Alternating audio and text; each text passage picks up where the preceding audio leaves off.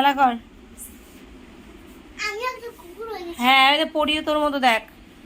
এই যে বুবলু আয় এখানে, শুধু মাথায় উঠবে আর গাল চাটবে, আর কোনো কাজ নাই।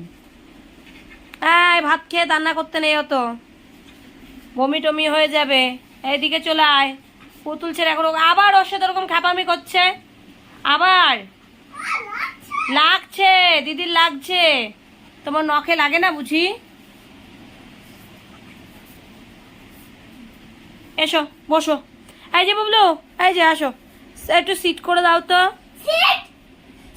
এই যে পরি বলছে সিট করো, সিট করো। দেখ তুই ওর সাথে মানে জোরে কথা বলবি, দেখ তোকে ধমকে দিচ্ছে, দেখেছিস কি গলার আওয়াজ। তোর সাথে ঝগড়া করছে, ওর সাথে ঝগড়া করে পারবি? পারবি না, ওর সাথে ঝগড়া করে পারবি? দেখ ওই রিক স্কুল থেকে এসছে, এই যে রিককে পেয়ে আমাদের বুবলি খুব খুশি। রিককে ভীষণ ভালোবাসে আর রিকও ওকে খুব ভালোবাসে। দেখো ওর সাথে কত খুনসুটি করছে।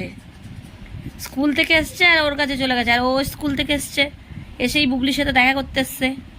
কি বুবলি, তোমার রিক দাদা এসছে, খেলছো একটু ওর সাথে? ওর সাথে খেলা করছো? হ্যাঁ কি আছে, খেলো রিক দাদার সাথে খেলো।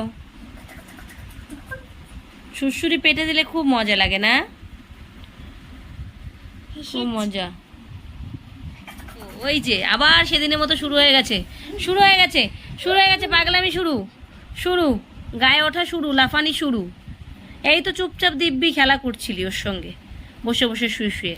ওই যে ওই যে ওই যে ও যেমন ও তেমন, খুব তেলাতেলি করতে ভালোবাসে। আবার যদি করতে না দেওয়া হয় আবার ঘ্যাও ঘ্যাও করবে। হ্যান্ডশেক করে দাও, তুমি তো পারো, দেখিয়ে দাও। তুমি হ্যান্ডশেক করতে পারো, দেখিয়ে দাও, দাদাকে দেখিয়ে দাও। হ্যান্ডশেক করো, হাত পাত তো দেখি করে কিনা খাবার ছাড়া। দে হ্যান্ডশেক কর তো, দাও দাদাকে হ্যান্ডশেক দাও। দিয়েছো? বাহ গুড গার্ল, দাদাকে হ্যান্ডশেক দিয়েছো।